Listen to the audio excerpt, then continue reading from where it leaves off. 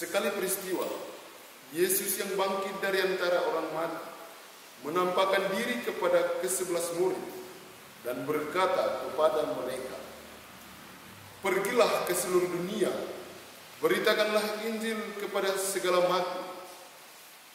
Siapa yang percaya dan dibaptis akan diselamatkan, tetapi siapa yang tidak percaya akan dihukum. Tanda-tanda ini akan menyertai orang-orang yang percaya. Mereka akan mengusir setan-setan demi namaku. Mereka akan berbicara dalam bahasa-bahasa yang baru bagi mereka.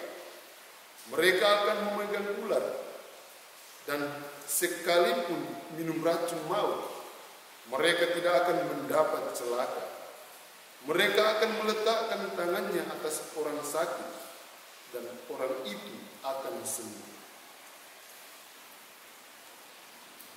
Demikianlah Injil Tuhan.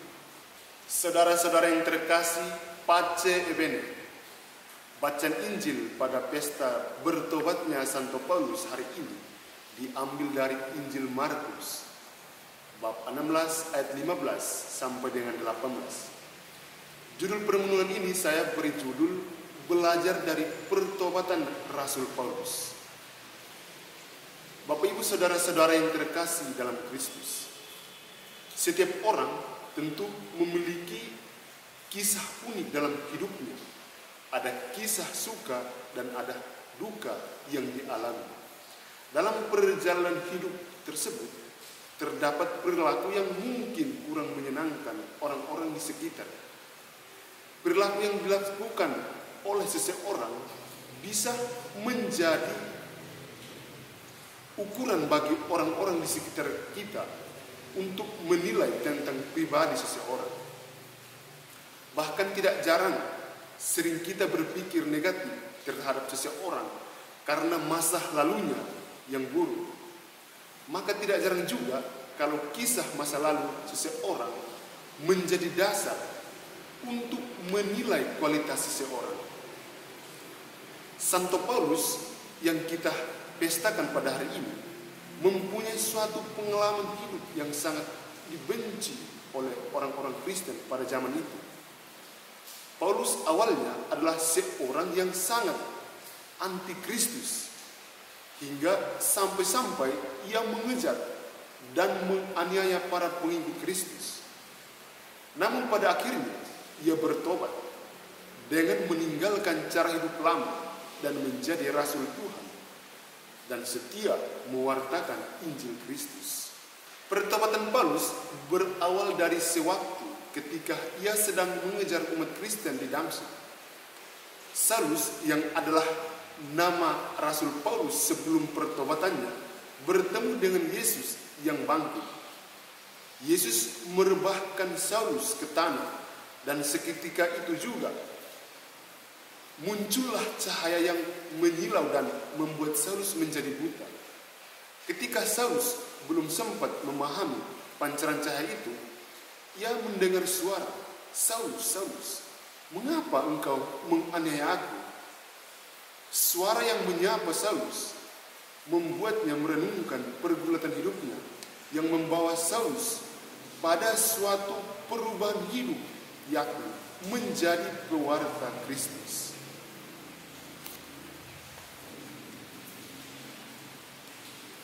Perjumpaan Saulus dengan Yesus telah menundukkan Paulus kepada suatu perubahan batin yang total.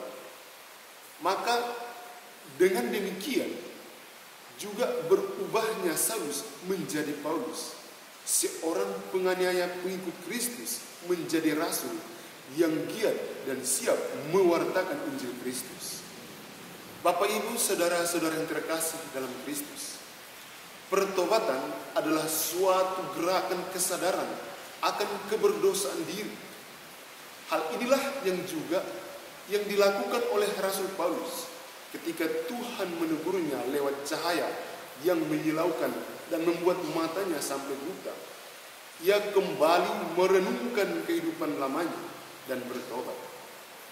Pertobatan Paulus telah membuatnya menjadi seorang pejuang Kristus yang siap mewartakan Injil Kristus kepada segala makhluk Pergilah ke seluruh dunia dan beritakanlah Injil kepada segala makhluk.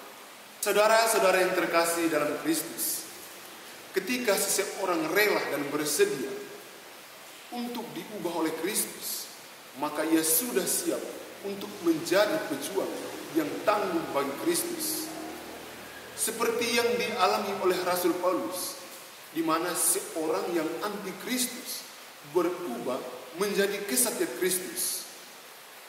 Pertobatan Rasul Paulus mengajarkan bahwa sebagai orang berdosa, Allah memanggil kita dengan caranya yang unik untuk kita masing-masing.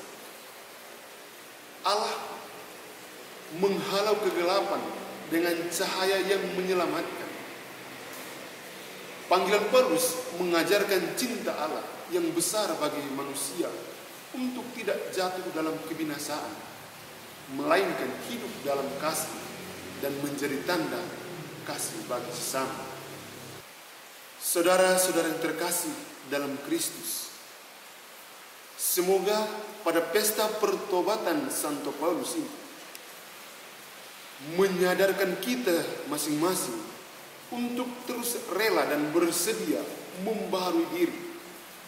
Pembaruan diri ini perlu dilakukan secara radikal menuju manusia baru, sehingga kita boleh berani bersaksi seperti Rasul Paulus yang selalu siap mewartakan Injil Tuhan kepada segala makhluk. Amin. Pace bene.